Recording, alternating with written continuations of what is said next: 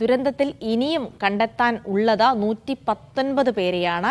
മരിച്ചവരുടെ DNA ഫലം കിട്ടി തുടങ്ങിയതോടെയാണ് കാണാതായവരുടെ എണ്ണം കുറഞ്ഞത്. കണ്ടെത്താനുള്ളവരുടെ കരട് പട്ടിക പുതുക്കി. ചാലിയാറിലെ തിരച്ചിൽ തുടരുകയാണ്. വയനാട്ടിൽ ആദ്യഘട്ട തിരച്ചിൽ അവസാനിച്ചിരുന്നു. ബന്ധുക്കൾ ആവശ്യപ്പെട്ടാൽ വീണ്ടും തിരച്ചിൽ നടത്തും. ക്യാമ്പുകളിലുള്ളവർ താൽക്കാലിക വീടുകളിലേക്ക് മാറി തുടങ്ങിയിട്ടുണ്ട്.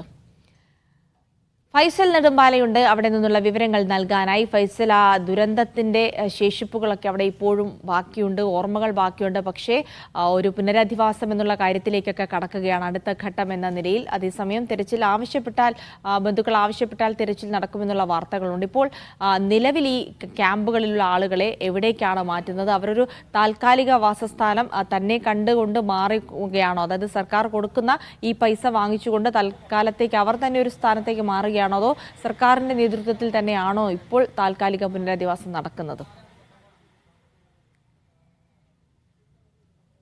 ജിൽസി, നാടിനെ നടുക്കിയ മഹാദുരന്തം നടന്നിട്ട് 20 ദിവസം പിന്നിടുകയാണ്. നമുക്കറിയാം, കഴിഞ്ഞ ദിവസങ്ങളിലൊക്കെ തന്നെ വ്യാപകമായ തെരച്ചിലൊക്കെ നടത്തിയിരുന്നു. വയനാട്ടിൽ ഇപ്പോൾ ആദ്യഘട്ട തെരച്ചിൽ അവസാനിപ്പിച്ചിരിക്കുന്നു. ജിൽസി സൂചിപ്പിച്ചതുപോലെ ഇനി ഇവർക്ക് വേണ്ടത്, മുണ്ടക്കൈ ചുരൽമലക്കാർക്ക് വേണ്ടത് പുനരധിവാസം തന്നെയാണ്. താൽക്കാലികമായി ഇപ്പോൾ വരും ദിവസങ്ങളിലൊക്കെ ക്യാമ്പുകളിൽ നിന്നൊക്കെ മാറാനുള്ള നിർദ്ദേശങ്ങളൊക്കെ ഇവർക്ക് ലഭിച്ചിട്ടുണ്ട്. ഔദ്യോഗികമായിട്ടല്ലെങ്കിലും അത്തരത്തിലുള്ള നിർദ്ദേശങ്ങളൊക്കെ ലഭിച്ചു തുടങ്ങിയിട്ടുണ്ട്. അതുകൊണ്ട് തന്നെ പല ആളുകളും, പല സന്നദ്ധ സംഘടനകളും സ്വന്തമായി വീട് കണ്ടെത്തുന്നവരൊക്കെ ഇക്കൂട്ടത്തിലുണ്ട്. അവരൊക്കെ താൽക്കാലികമായ ഒരു വാടക വീടുകളിലേക്കും മറ്റ് എസ്റ്റേറ്റ് ലയങ്ങളിലേക്കൊക്കെ മാറുന്ന ഒരു സംവിധാനമാണ് ഇപ്പോൾ കണ്ടുകൊണ്ടിരിക്കുന്നത്. സ്വന്തമായി വീട് കണ്ടെത്തുന്നവരുണ്ട്, അതല്ലാതെ സന്നദ്ധ സംഘടനകൾ വീട് ലഭിച്ചു കൊടുക്കുന്നവരുണ്ട്. മറ്റുള്ള ആളുകളുമായി, പരിചയക്കാരുമായൊക്കെ ബന്ധപ്പെട്ടുകൊണ്ട്, അല്ലെങ്കിൽ മറ്റുള്ള നാട്ടുകാരുമായൊക്കെ ബന്ധപ്പെട്ടുകൊണ്ട് താൽക്കാലിക വീടുകളിലേക്ക് മാറുന്നവരും ഇക്കൂട്ടത്തിലുണ്ട്. സർക്കാരിന്റെ ധനസഹായമൊക്കെ ലഭിക്കുന്നുണ്ടെങ്കിലും ഇപ്പോഴും പകുതി ആളുകൾക്കും വീടുകൾ ലഭിച്ചിട്ടില്ല എന്നുള്ള വലിയ പ്രയാസകരമായ ഒരു സാഹചര്യം നിലനിൽക്കുന്നുണ്ട്. ക്യാമ്പിൽ 20 ദിവസമായി ക്യാമ്പിൽ കഴിയുന്നവരാണ്. അപ്പോൾ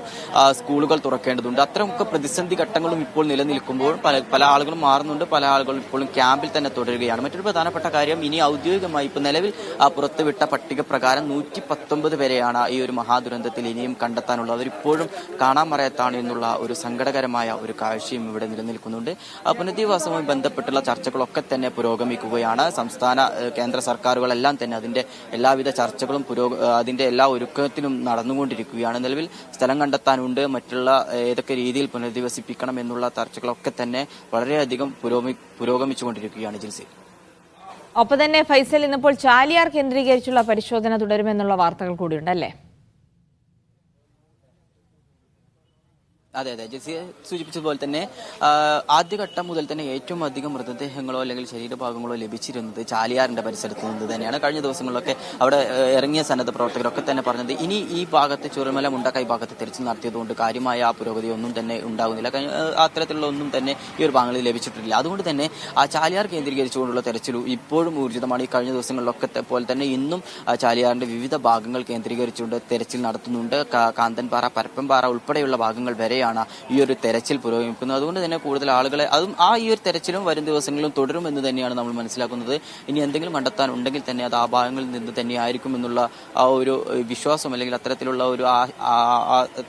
കാര്യങ്ങൾ കൂടി അവിടുത്തെ പ്രദേശവാസികൾ ഉൾപ്പെടെ പങ്കുവെക്കുന്നുണ്ട്. ജിൽസി, ഫൈസൽ, ഒപ്പം തന്നെ ഈ മേപ്പാടി ദുരിതാശ്വാസ ക്യാമ്പുകളിലാണ് മിക്ക ആളുകളും കഴിഞ്ഞിരുന്നത് എന്ന് നമ്മൾ കണ്ടതാണ്. അവിടെ നിന്ന് ഒരുപാട് ആളുകളെയൊക്കെ മാറ്റി പാർപ്പിക്കാൻ സർക്കാരിന് സാധിച്ചു. പ്രത്യേകിച്ച് സ്കൂളൊക്കെ തുറന്ന് പ്രവർത്തിക്കും 1 മാസത്തിനുള്ളിൽ എന്ന് പറഞ്ഞ സാഹചര്യത്തിൽ ആകെ ഒരു കാര്യങ്ങളൊക്കെ വീണ്ടും പൂർവ്വസ്ഥിതിയിലാക്കാനുള്ള ഒരു ശ്രമങ്ങൾ സർക്കാരിന്റെ ഭാഗത്തുനിന്നുണ്ടെങ്കിലും അത് എത്രത്തോളം ഫലവത്തായി നമുക്ക് അവിടെ കാണാൻ കഴിയുന്നുണ്ട്?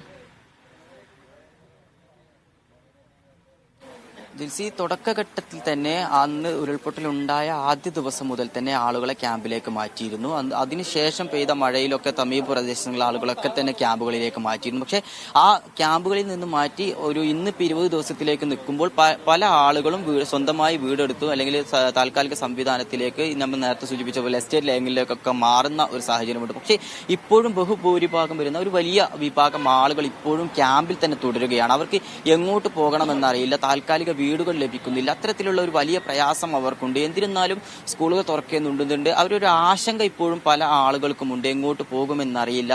അപ്പോൾ അങ്ങനെ പല ആളുകളും ഇപ്പോഴും മേപ്പാടി ഗവൺമെന്റ് ഹയർ സെക്കൻഡറി സ്കൂളിലായാലും സെന്റ് ജോസഫ് സ്കൂളിലൊക്കെ ആയാലും ഇപ്പോഴും അത്തരത്തിലുള്ള ആളുകൾ ക്യാമ്പുകളിൽ ഇപ്പോഴും കഴിയുന്നുണ്ട്. ജിൽസി, ഒപ്പം തന്നെ ഫൈസൽ, ഈ വാടക വീടെടുത്ത് പോകുമ്പോൾ ഇവിടെയുള്ള ആളുകൾ, നമുക്കറിയാം മുമ്പ് ഈ ഇതുമായി ബന്ധപ്പെട്ട് നമ്മുടെ വയനാട്ടുകാരായ നമ്മുടെ സുഹൃത്തുക്കളോടൊക്കെ തന്നെ സംസാരിച്ചിരുന്ന സമയത്ത് അവരവരുടെ ദുരിതങ്ങളും കഷ്ടപ്പാടുകളൊക്കെ പറഞ്ഞിരുന്നു. അപ്പോൾ അവരോട് സംസാരിക്കുമ്പോൾ പറയുന്നത് സർക്കാർ നൽകുന്ന ഈ 6000 രൂപ അടക്കമുള്ള ഇതുണ്ടെങ്കിലും പക്ഷേ ആ ഒരു പൈസയ്ക്ക് അവിടെ സമീപത്തൊന്നും ഇങ്ങനെ വാടകയ്ക്ക് വീട് ലഭിക്കാനില്ല എന്നൊരു പ്രതിസന്ധി കൂടിയുണ്ട്. കാരണം ആ ചെലവ് കൊണ്ട് അവർക്ക് കഴിഞ്ഞു പോകാൻ കഴിയില്ല എന്നൊരു വലിയ പ്രതിസന്ധി കൂടിയുണ്ട്. അത്തരം വിഷയങ്ങൾ കൂടി നമ്മൾ ഈ സമയത്ത് ശ്രദ്ധയിലേക്ക് കൊണ്ടുവരേണ്ടി വരും, അല്ലേ? ജിൽസി, ഈ ഒരു കാര്യത്തിൽ പല ആളുകളും, നമുക്കറിയാം ഈ ദുരന്തം നടന്നത് മുതൽ വയനാടിനെ ചേർത്ത് പിടിച്ച ഒരുപാട് ആളുകൾ, സന്നദ്ധ സംഘടനകൾ, വ്യക്തികൾ, പല രീതിയിൽ വയനാടിനെ ചേർത്ത് പിടിച്ച ഒരുപാട് ആളുകളുണ്ട്.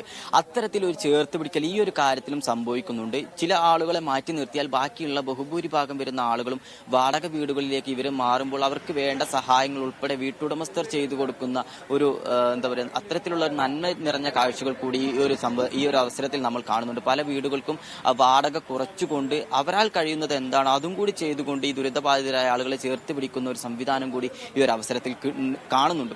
പല ആളുകളും സ്വന്തം വീട് പോലും അല്ലെങ്കിൽ മറ്റുള്ള ഇത്തരത്തിൽ പല ആവശ്യങ്ങൾക്ക് വേണ്ടി മാറ്റിവെച്ച വീടുകൾ, ക്വാർട്ടേഴ്സുകളൊക്കെ ദുരിതബാധിതർക്ക് വേണ്ടി വിട്ടു നൽകുന്ന ഒരു കാഴ്ച, അവർ വാടക കുറക്കുന്നു. പക്ഷെ ചില ആളുകൾ ഇപ്പോഴും ഈ ഒരു അവസരം മുതലെടുത്തുകൊണ്ട് വാടക ഇരട്ടിയാക്കുന്ന സാഹചര്യം പോലും ഈ ഒരു അവസരത്തിൽ നമ്മൾ കാണുന്നുണ്ട്.